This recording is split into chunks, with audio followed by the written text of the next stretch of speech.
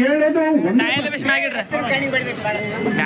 ಕಬ್ಬನ್ನ ಅವ್ರು ಬೆಳಿತಾರೋ ಇಲ್ವೋ ಗೊತ್ತಿಲ್ಲ, ಆದ್ರೂ ಅವರು ಸಕ್ಕರೆ ಸಚಿವರು ಮಾತ್ರ ಆಗಿದ್ದಾರೆ. ಅದು ಹೆಂಗ್ ಆಗಿದಾರೋ ನನಗೆ ಗೊತ್ತಿಲ್ಲ.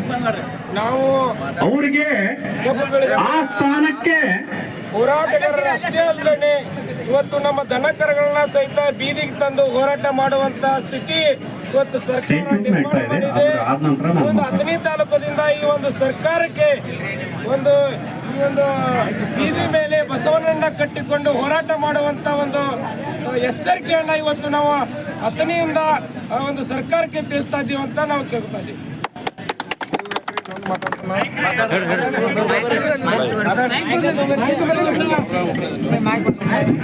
ನಾನಾ ಬಾಂಧವರು ಊರುಗಳು ಬೆದರಿಸ್ಬೇಕಾದ ನಾವು ಕರ್ನಾಟಕ ಸರ್ಕಾರಕ್ಕೆ ಮತ್ತು ಕಾರ್ಖಾನೆ ಮಾಲೀಕರಿಗೆ ಒಂದು ಈ ಸಂದೇಶ ಕೊಡ್ಲಾಕ ಇಚ್ಛಾ ಪಡ್ತನೋ. ಈಗಾಗಲೇ ನಾವು ಈ ಮನುಷ್ಯರು ಏನು ಕಬ್ಬಿನ ಧಾರಣೆ ಸಲುವಾಗಿ ಹೋರಾಟ ಮಾಡತ್ತಿದ್ವಿ, ಆದರೂ ನೀವು ಏನು ಕಣ್ಣು ತೆರಿವರಾಗಿರಿ. ಈಗಾಗಲೇ ನಮ್ಮ ದನಕರಗಳನ್ನು ತಂದ ಇಲ್ಲಿ ಬೀದಿ ಮ್ಯಾಗ ನಿಂದ್ರಿಸಿದ್ದೀವಿ. ಇನ್ನು ಒಂದು ವೇಳೆ ನಾಳೆ ಅನ್ನೋಟ್ರೊಳಗೆ ನಿಮ್ಮದು ಏನಾದ್ರೂ ಇಂದು ಸಂಜೆ ಅನ್ನೋಟ್ರೊಳಗೆ ಏನಾದ್ರೂ ಹೇಳಿಲ್ಲಪ್ಪ ಅಂದ್ರೆ ನಮ್ಮ ಇಡೀ ದನಗಳನ್ನ ನಿಮ್ಮ ಮನೆ ಬಾಗಿಲಿಗೆ ಕಟ್ತೀವಿ, ಹೊರಗೆ ಬರಲ್ದಂಗೆ ಮಾಡ್ತೀವಿ ಅನ್ನುವಂಥದ್ದು ಈ ವಾಹಿನಿ ಮೂಲಕ ನಿಮ್ಗೆ ಸಂದೇಶ ಕೊಡ್ಲಾಗ್ತೀನಿ.